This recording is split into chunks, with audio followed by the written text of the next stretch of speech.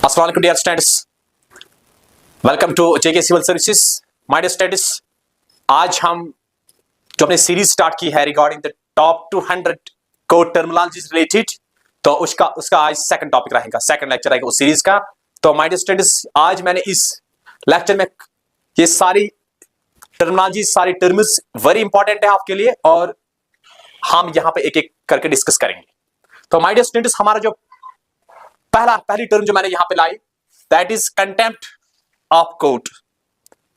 पहली टर्म क्या है? That is contempt of court. तो माय डियर स्टूडेंट्स, ये टर्म काफी ज्यादा फेमस है। अगर हम बात करूं, ये ऑलमोस्ट हर बच्चे को मालूम है, हम इंडियन पॉलिटी में पढ़ते हैं इसके रिलेटेड और कोर्ट में इसका काफी ज्यादा रोल भी रहता है। तो माय डियर स्टूडेंट्स, कंटेम्प्ट का मतलब क्या है असल में?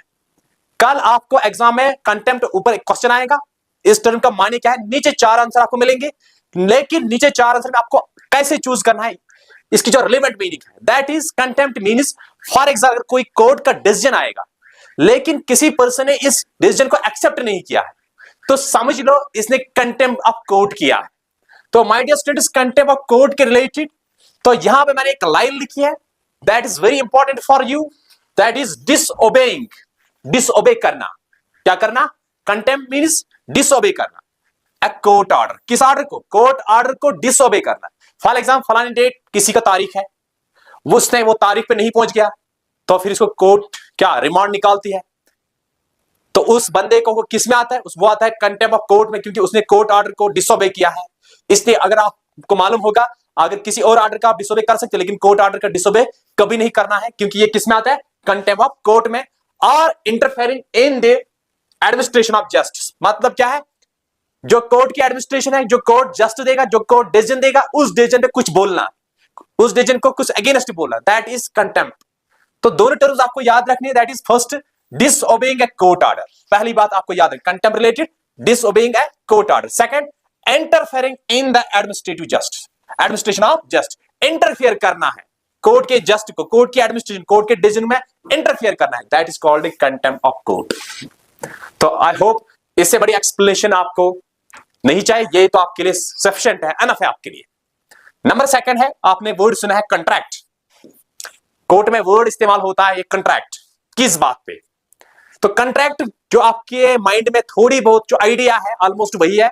क्या है कंट्रैक्ट? का मतलब है एन एग्रीमेंट बिटवीन टू और मोर पीपल। बिटवीन, जब ये कंट्रैक्ट इंसान खुद आपस से नहीं कर सकता, ऑब्वियस पहली बात। कंट्रैक्ट हम कर सकता है। कंट्रैक्ट का मतलब क्या? हम जब एग्रीमेंट करते हैं किसी और के साथ, या किसी बॉडी के साथ, किसी ऑर्गेनाइजेशन के साथ, किसी इंस्टीट्यूशन के साथ, जब कोई बंदा एग्रीमेंट करता है, उस एग्रीमेंट को हम बोलते हैं कंट्रैक्ट।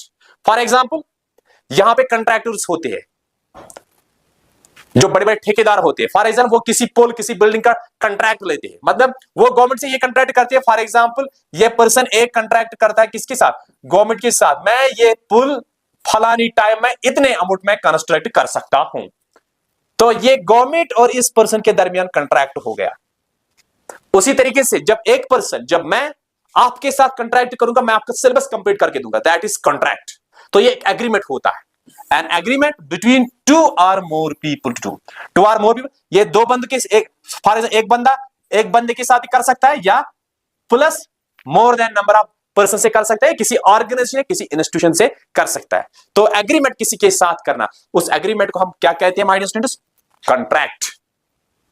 तो आई होप ये टर्म भी अगर आपको कल एग्जाम में आई, तो कंट्रैक्ट अगर वहां पे आए तो आपको आंसर क्या होगा? एक्चुअली एग्रीमेंट होता है बिटवीन टू और मोर persons.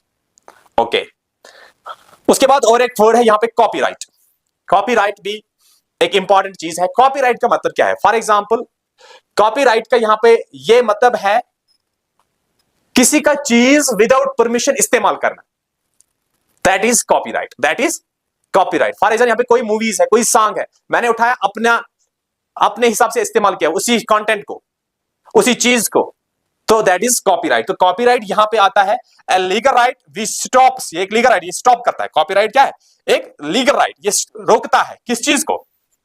Being copied without permission, किसी के परमिशन के बगैर किसी का चीज कॉपी करना है, किसी का चीज छीनना है, चुप चुप के, सीक्रेटली किसी कोई चीज छीनना है विदाउट परमिशन, विदाउट परमिशन, तो हम उस चीज को क्या कहते हैं? हम उस चीज को कॉपीराइट कहते हैं। और नंबर 4 क्या है? नंबर 4 टर्म यहां पे my dear students, number 4 term यहां पे है कोर्ट ऑफ अपील। लेकिन my dear students, court of appeal थोड़ा बहुत मैं यहां से थोड़ा सा ऊपर लाऊंगा तो फिर मजा आएगा इसको डिस्कस करने में। देखो my dear students, court of appeal, court of appeal का मतलब क्या है? A court which hears appeal, एक कोर्ट क्या सुनता है? Appeal against the decision of other courts, against the decision of, for example court, ये भी एक कोर्ट है, यहां पे कोई डिसीजन आया, सेटिस्फाई नहीं हुआ, फिर केस कहां चला गया? इस कोर्ट में। ये कोर्ट पहले इस कोर्ट की अपील सुनेगी, मतलब इस कोर्ट ने इस केस के रिलेटेड डिसीजन जो दिया वो कौन सा डिसीजन है, फिर उसके बाद उस डिसीजन की इंटरप्रिटेशन हो जाएगी। तो इसका मतलब है कोर्ट ऑफ अपील का मतलब है a court which hears appeal against the decision of other courts, against decision of other courts. मैं अपील सुनूंगा अदर कोर्ट्स की, फॉर अगर मैं कोर्ट हूं, मैं अपील सुनूंगा अदर कोर्ट्स की, that is called appeal, that is called appeal. और इसके बाद और एक टर्म है डैमेज, सॉरी डैमेजेस, क्या? डैमेजेस यहां पे टर्म है, डैमेजेस यहां पे क्या टर्म है माय डियर स्टूडेंट्स? डैमेजेस क्या होता है? The name for money awarded by court as compensation. For example damage की टर्म, डैमेज की टर्म कब इस्तेमाल कोर्ट में होती है? फॉर एग्जाम्पल यहां पे एक व्हीकल ने किसी दूसरे व्हीकल पे क्या धक्का मारा, तो फॉर एग्जाम्पल इसने धक्का मारा इस पे, इसको लॉस हो गया, इसका बम्पर टूट गया, थोड़ा बहुत लॉस हो गया, फिर ये कोर्ट में चलेगा केस, पुलिस थाने, फिर कोर्ट चले गए। कोर्ट बोलता है इस वाले को आपने इसको नुकसान किया, आप इतना कंपनसेशन, तो इतना पैसा दे दो इसको, आपने इसका नुकसान किया। तो इस चीज को हम क्या कहते हैं? Damages. At the name for money, जो पैसा कोई पार्टी देता है उस बंदे को जिसका कोई लॉस हो गया है, इसने करवाया, तो उस चीज को हम क्या कहते हैं? Damages. The name for money awarded by court as a compensation, जो पैसा कोर्ट एज ए कंपेंसेशन में देता है, क्या? एज ए कंपेंसेशन में देता है, उस बात को हम क्या कहते हैं? उस बात को हम कहते हैं डैमेजेस। क्या कहते हैं? डैमेजेस। ओके, तो आई होप ये भी आपको अच्छे से समझ में आ चुका है। Damages, the name for money awarded by court as a compensation. और एक पॉइंट है डिफैक्टो, तो काफी जगह मैंने भी ये टर्म देखी है लीगल डॉक्यूमेंट्स में, डिफैक्टो। डिफैक्टो का मतलब क्या है? इनफैक्ट और इन रियलिटी। इनफैक्ट जो हम कहते हैं ना, हम अक्सर कहते हैं इनफैक्ट और रियलिटी है ये, लेकिन कोर्ट में क्या कहते हैं? वहां पे इनफैक्ट नहीं कहते, वहां पे इन रियलिटी नहीं कहते, वहां पे कहते हैं डिफैक्टो, जस्ट डिफैक्टो। तो जब कोर्ट में आप सुनो कि कोई वकील, कोई जज कहेगा ना डिफैक्टो, तो समझ लेना इसका मतलब है इनफैक्ट, इसका मतलब है इन रियलिटी। इसका मतलब क्या है? इनफैक्ट, और इसका मतलब है इन रियलिटी। इनफैक्ट जिसको आप कहते हैं, इन रियलिटी जिसको आप कहते हैं, उसको कोर्ट में क्या कहते हैं? डिफैक्टो। उसको क्या कहते हैं हम? डिफैक्टो। ओके, चलते हैं हम नेक्स्ट पॉइंट पे। ये टर्म आपने कब देखी है? जब आप किसी दोस्त के साथ जाते हो ना, कहां पे? कोर्ट में। वो एफिडेविट उसको कुछ बनाना है, तो उस एफिडेविट में फिर एक जगह होता है डिपोनेंट, क्या? डिपोनेंट। फिर आपको दोस्त बोलता है चलो यहां पे साइन करो, विटनेस बनो, तो आप वहां पे साइन करते हैं। वहां किस चीज पे साइन करते हैं? डिपोनेंट पे।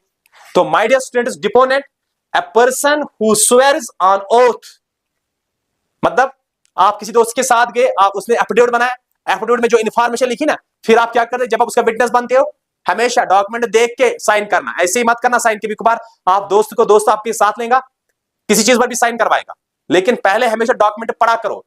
तो आप जब वहां पे साइन करते हो ना, एक्चुअल में अ पर्सन हु स्वेयर्स, वो कसम लेता है ऑन ओथ, हाँ दैट स्टेटमेंट इज करेक्ट, हाँ ये जो इसने लिखा ये सच है, तो फिर आप उस पर क्या साइन करते हो। अगर कल गड़बड़ हुआ ना, आ जाओ विटनेस है ना, आपने साइन किया ना, आपने बोला ना हाँ ये जो इसने कहा ये सच कहा, लेकिन अक्सर हम क्या करते हैं? दोस्त बोलता है चलो यहाँ पे साइन करो, या कोई वहां पे जो भी होता है वकील होता है, यहाँ पे साइन हम करते हैं, हाँ कोई मसला नहीं, हम साइन करने में हम देर नहीं देते, हमें लगता है बस हमारे पास अथॉरिटी मिल गई, लेकिन साइन हमेशा देख के करना। तो इसीलिए डिपोनेंट क्या होता है? A person. डिपोनेंट हम किसको कहते हैं? उस पर्सन को जो मतलब किसी का विटनेस बन जाएगा, हाँ जो इस डॉक्यूमेंट में लिखा है दैट इज ट्रूथ, करेक्ट। तो इसी को क्या? A person who swears an of that statement is correct. ये डॉक्यूमेंट है, स्टेटमेंट है, ये क्या है? करेक्ट। उस चीज पे साइन करना, उसको, उस बंदे को हम क्या कहते हैं? डिपोनेंट। जो आप साथ होते हैं ना, आपको क्या कहेंगे? हम डिपोनेंट। क्या कहेंगे? हमको विटनेस नहीं कहेंगे, हम आपको फ्रेंड नहीं कहेंगे, हम आपको क्या कहेंगे? डिपोनेंट। अरे यू आर डिपोनेंट, हाँ यस, चलो करो यहाँ पे साइन। तो आप साइन जब करते हो, आप क्या करते हैं? हाँ मैं मानता हूं, I who swears on oath, एक किस्म का हलफ लेते हो आप, दैट स्टेटमेंट इज करेक्ट, हाँ ये चीज करेक्ट है। और इसके बाद क्या है? डिटर्मिनेशन। डिटर्मिनेशन क्या है? एंडिंग एन एग्रीमेंट, जब एग्रीमेंट खत्म हो जाएगा।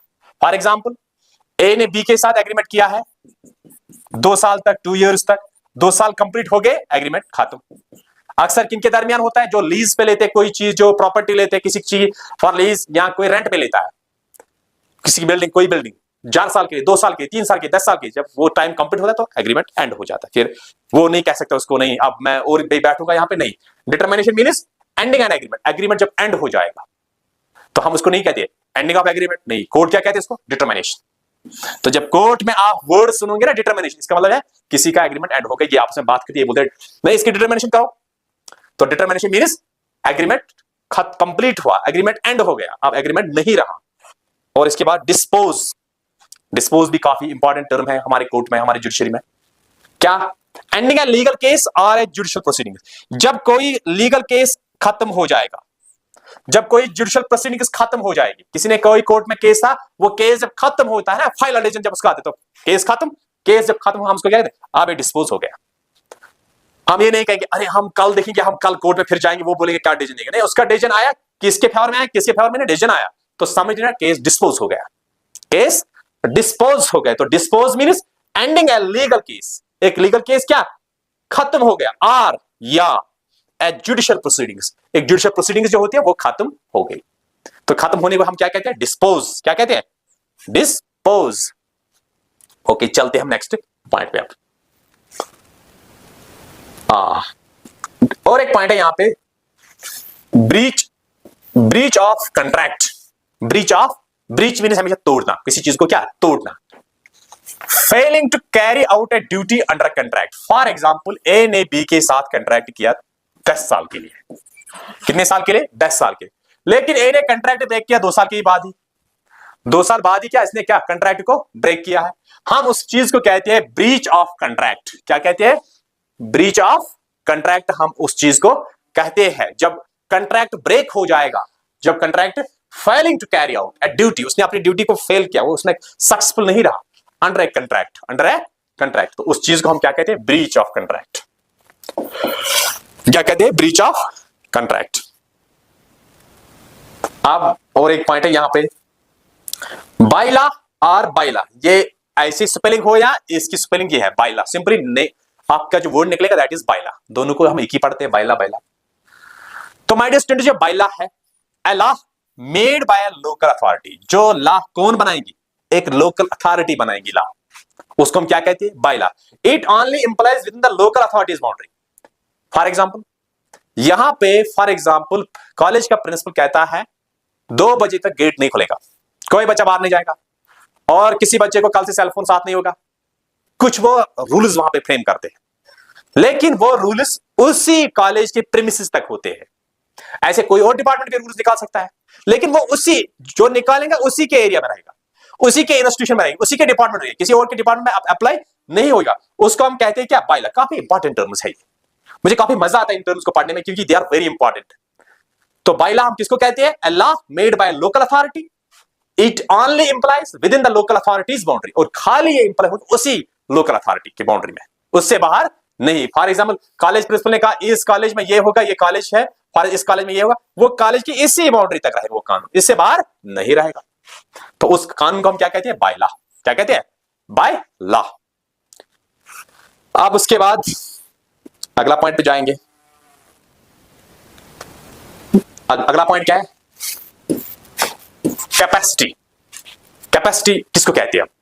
कोर्ट लैंग्वेज में कैपेसिटी हम किसको कहते हैं? कोर्ट लैंग्वेज में। My dear students, someone is ability to enter into a legal agreement। मतलब क्या है? कैपेसिटी का मतलब कोर्ट में किसी की एबिलिटी, अगर आपके पास एबिलिटी है आप एंटर हो जाते हैं किसी लीगल एग्रीमेंट में। For example, a minor would not able to buy something on credit. एक माइनर, एक छोटा बच्चा, उसके पास कैपेसिटी नहीं होती है, he is not able to be able to buy something on credit. वो कोई चीज खरीद सकता है, किस चीज को क्रेडिट कर सकता है? नहीं, उसके लिए कैपेसिटी होनी चाहिए। कैपेसिटी मींस उसके लिए वो एबिलिटी होनी चाहिए। तो जिस पर्सन के पास एबिलिटी होगी वही पर्सन एंटर हो जाएगा किसमें? लीगल एग्रीमेंट में। तो जिस पर्सन के पास एबिलिटी है वो एंटर जाएगा लीगल एग्रीमेंट, तो इसका मतलब उसके पास कैपेसिटी है। तो कोर्ट इसको क्या कहते हैं? कैपेसिटी। एक ही टर्म में सारा कुछ, एक ही वर्ड में 2 लाइन्स का मीनिंग निकालती है। और एक पॉइंट है दैट इज डिसोल्यूशन। डिसोल्यूशन क्या? डिसोल्यूशन। डिसोल्यूशन का मतलब क्या है?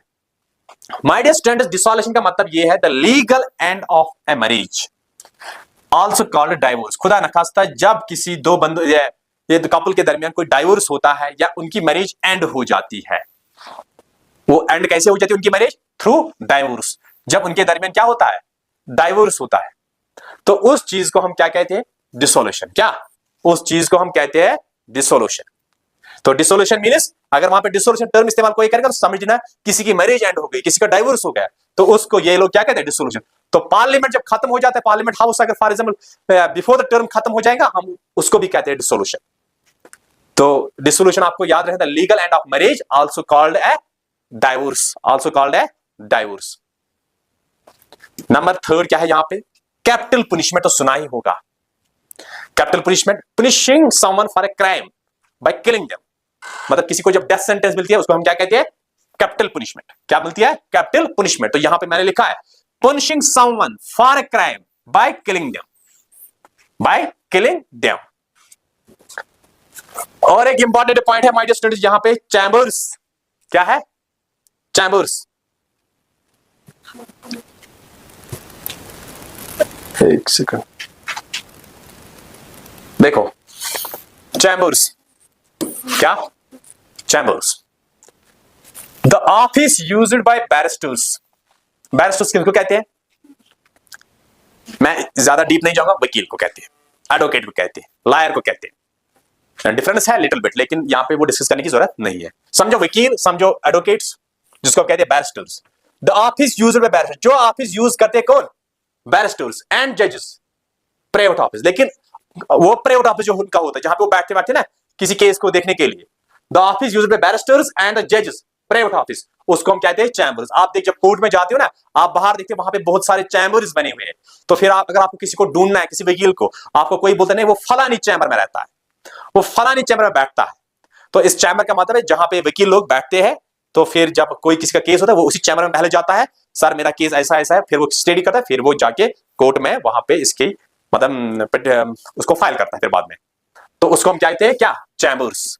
The office used by barrister's and the जजेस प्राइवेट ऑफिस, एंड द जज का क्या? प्राइवेट ऑफिस होता है। और एक पॉइंट है दैट इज साइटेशन। क्या? साइटेशन। साइटेशन रिसर्च सेक्शन में भी एक कुछ माने रखता है, लेकिन यहां पे कुछ और माने रखता है। कहां पे? यहां पे। साइटेशन का मतलब क्या है यहां पे? A summon to appear in court. क्या? A summon to appear in court. अगर किसी को कोर्ट समन करता है ना, आप फलाने दिन कोर्ट में अपीयर हो जाना। फॉर एग्जाम्पल, ए को कोई मसला है बी के साथ। किसको? ए को मसला है किसके साथ? बी के साथ। ए कहां चला गया? कोर्ट। ये बोलते कोर्ट में मुझे बी ने ये किया, वो किया, वो किया, वो किया, फाल जो बोला। तो फिर ये केस वहां पे फाइल करता है किसके खिलाफ? बी के खिलाफ। तो बी के खिलाफ नोटिस निकलती है, ओ बी कल कोर्ट आना, परसों कोर्ट आना, फलानी तारीख कोर्ट आना। जो ये डेट देता है, जो इसको बोलते हैं आप अपीयर कोर्ट में जाते, उसको हम कहते हैं क्या? साइटेशन। ए समन, एक समन जाती है to appear in court, court में अपीयर होना, कल परसों अपीयर होना, फलानी डेट पे अपीयर होना। तो उस चीज को हम क्या कहते हैं? Citation. A summon to appear in court. PDF को प्रिंट आउट करना, फिर 2-4 बार पढ़ लेना, अच्छे से याद रहेगा। और एक पॉइंट क्या? क्लेम। क्लेम करना, to apply for a right. Claim, ये this is mine, to apply for a, ये मेरा है। तो हम कब कहते हैं मेरा है? जब हमारा हक होता है। तो हक को हम क्या कहते हैं? हुकूक को हम क्या कहते हैं? राइट। तो इसको क्या? To apply for a right. क्या? To apply for a right, that is called claim. Claim किसको कहते हैं? To apply for a right, to apply for a right. Point should be noted. One more point that is condition. Condition तो आपने बहुत बार सुनी है, लेकिन court में जो कंडीशन टर्म इस्तेमाल होती है, किस चीज के लिए इस्तेमाल होती है? कंडीशन क्या है? A fundamental part of an agreement. A fundamental part of an agreement. एक खास पार्ट जो एग्रीमेंट को होता है, एक खास part. The agreement or contract may collapse if condition is broken. For example, A ने B के साथ एग्रीमेंट किया है, लेकिन ये डॉक्यूमेंट इसका बनाया एग्रीमेंट। पॉइंट नंबर 1 ये है, पॉइंट नंबर 2 ये है, पॉइंट नंबर 3 ये है, पॉइंट नंबर 4 ये है, पॉइंट नंबर 5 ये है। लेकिन ये सारे पॉइंट्स, लेकिन इनमें से कोई पॉइंट सबसे इंपॉर्टेंट होता है, ज्यादा इंपॉर्टेंट होता है। मतलब point number 5 last point, note, ये ज्यादा इंपॉर्टेंट होता है। तो अगर इस एग्रीमेंट में ये पॉइंट ब्रेक हो गया तो उस चीज को हम क्या कहते हैं? Condition. A fundamental part of an agreement, fundamental means important. Important कौन है? 5 इंपॉर्टेंट है of part of an agreement. The agreement और कंट्रैक्ट, एग्रीमेंट और कंट्रैक्ट का मे कोलैप्स, अगर ये टूट गया, if a condition is broken, if a condition is broken, तो कंडीशन क्या हो जाती है? ब्रेक हो जाती है।